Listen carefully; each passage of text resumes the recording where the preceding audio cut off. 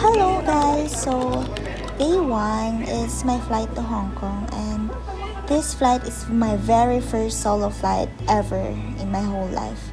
Kaya naman, medyo kinabahan ako sa immigration, lalong-lalo na dun pero yeah, nakarating naman ako ng safe, and sinundo ako nila mommy and daddy ng very maaga pa niyan eh. Yeah, that's me. And since holiday ngayon sa Hong Kong dahil Dragon Boat Festival, ayan, nanood kami sa Stanley. Dumiretso kami doon and yes, sobrang init. Itong pinuntahan namin ay sa Shangri-La Dragon Boat Festival. Kaya naman, madaming mga nag-participate from different countries na mga Dragon Boat teams, and masasabi kong sobrang dami nila. Around 100 plus at sila. Then, meron silang mga cuties here na pwede kayo magpa-picture. And, after nga, dumiretso na kami sa may beach banda. Ayan, nakikita nyo naman, sobrang daming tao, as in. Siksikan kami niyan. And, di na lang ako mag-talk sa smell ng everyone. Pero overall, it was such a good experience na makapanood ng race, Dragon Boat races ng different teams, and ganun lang pala siya kabilis. Bale, mag-row the boat sila, starting line, dun saka mag-start papunta dito sa beach side banda, and dyan malalaman kung sinong nauna. Hindi na namin inabutan yung championship games since mainit na yan, and gusto na rin namin umuwi para makapagpahinga na rin. Kaya after ng mga ilang minutes dyan sa beach side banda ay tumaas na rin kami and kinuha na namin yung gamit namin. Mga maleta ko rather na iniwan namin sa malapit na Filipino store. Nakaka-amaze lang rin kasi during the race, bawat teams ay may parang leader yung drum ng beat, and doon nila sasabayan. Bale, bawat drum ng beat ay yun din ang pacing ng pag-row ng buong team. At dyan, sumakay na nga kami ng bus pa uwi. Dito ko na rin talaga naramdaman yung pagod galing sa flight. Kinabukasan ay in-invite kami ng tita ko na sumama sa church conference nila. Kaya from Taipo ay nagbiyahe kami papunta here sa Wan Chai.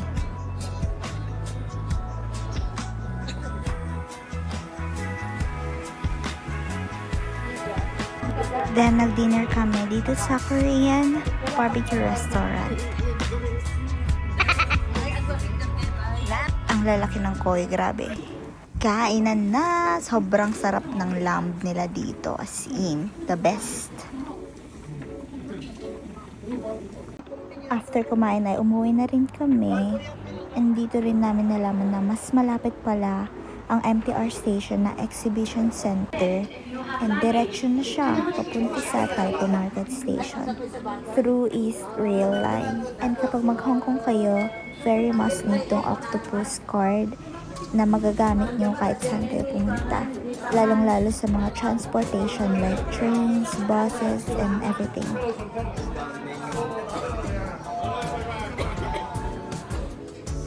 Noon pa ang flash. Nakakaya, pero yan, pauwi na kami yan. Bale, from train ay magmi-minibus pauwi dun sa village. And ang ganda kasi meron silang push button para mag-stop yung red light. Naininay ko pa na ngayon. Para makatulong rin sa mga hearing impaired individuals ay meron din silang sounds, alarm sounds para malaman kung pwede nang tumawid. At ito na nga ang everyday challenge ko dito sa Hong Kong. Pataas talaga everyday. Hiking Bahama. Never bumaba sa 10k steps, as in. Pero it's a great exercise para maboost ang cardiovascular health. Kinaslide na lang, no? Lodi cakes ko talaga yung si Daddy kasi nagbabike pa yun siya. Pataas.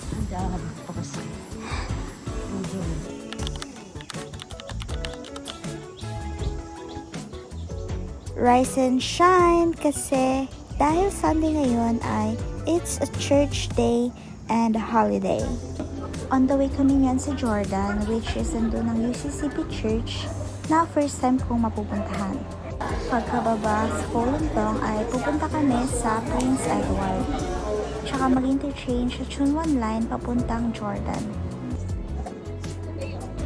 Ayan, pagkarating sa Jordan ay dumiretso na kami papuntang UCCP Church.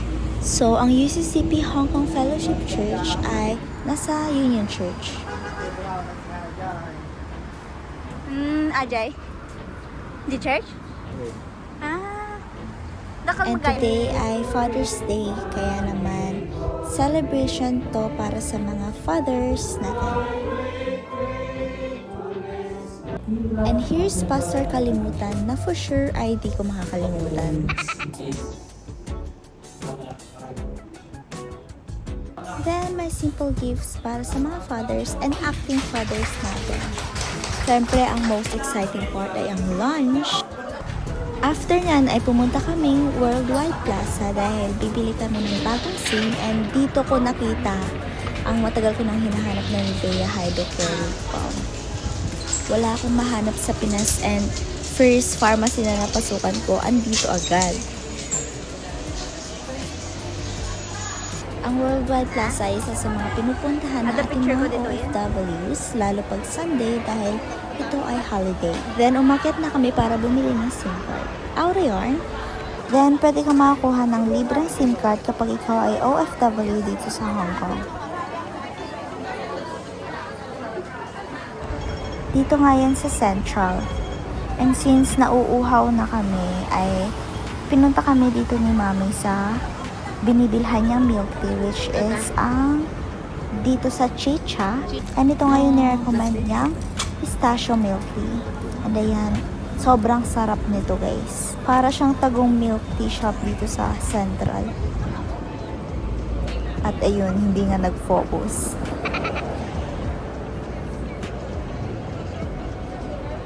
Ito na ba yung Shibuya Crossing? Charot. Grabe.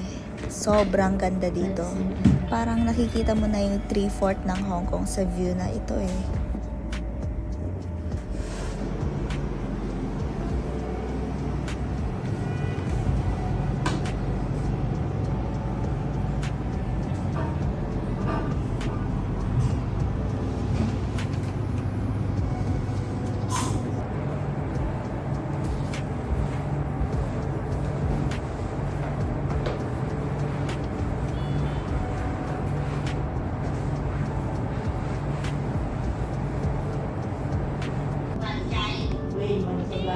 Kita rin dito yung mga yacht, mga ferry. And I love it here kasi napakaraming dogs, puppies na nakasalubong namin. Grabe, cute ang pet nila. Tapos bumili kami ng food na dadalhin namin papunta sa Little Dubai na nasa Victoria Harbor.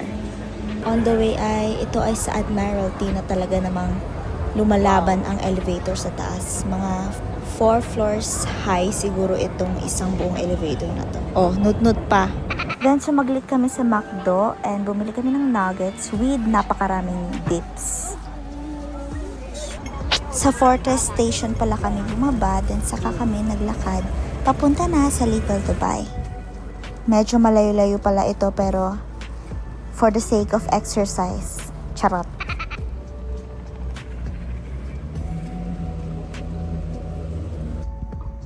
At after mga 15 minutes of walking, nakarating na kami dito. And grabe, sobrang saya sigurong mag-jogging dito. And marami kaming nakitang nag-jogging, nag-walking, na talaga namang iniikot ata nila yung buong Victoria Harbor. Wow, diba?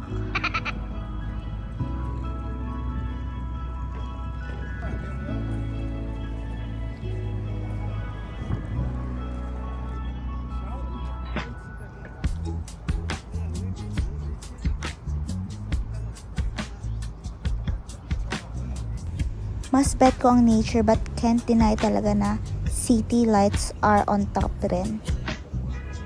As you can see, madaming nakatambay dyan, enjoying the view.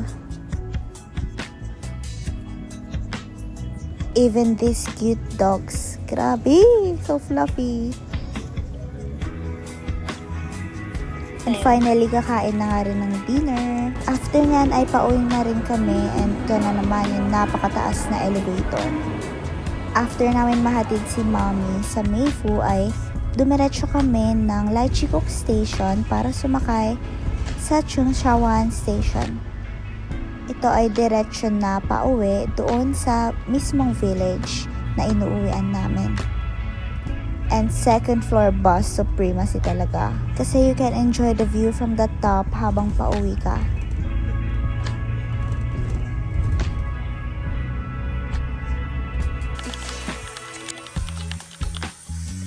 Siyempre, mamamasyal ulit tayo pero this time ay pupunta ako kina tita ko sa Yunlong.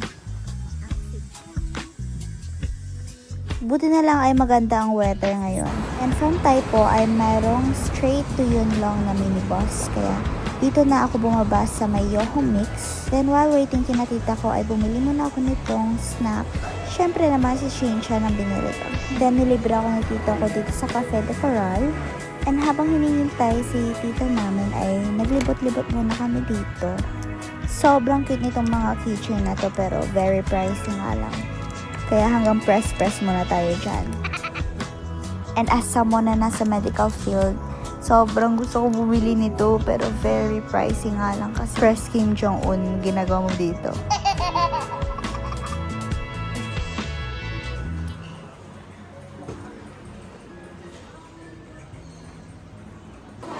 Naglibot din kami dito sa Pop Mart pero sadly wala dito yung gusto kong bilhin.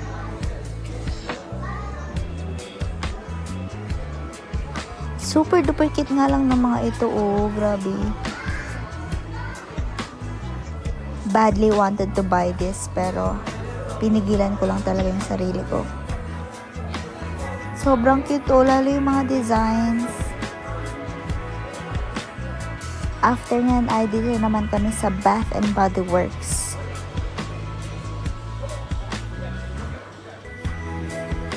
Pagkatapos nyan ay magdi-dinner na kami kaya naman on the way kami ngayon sa Old Fong Tea House. Very vintage ang theme nitong tea house na to and I like it so much here. Masasabi kong very authentic ang mga dishes nila, especially yung mga dim sum. Look at that interior. While editing this, sobrang natatakam na talaga ako.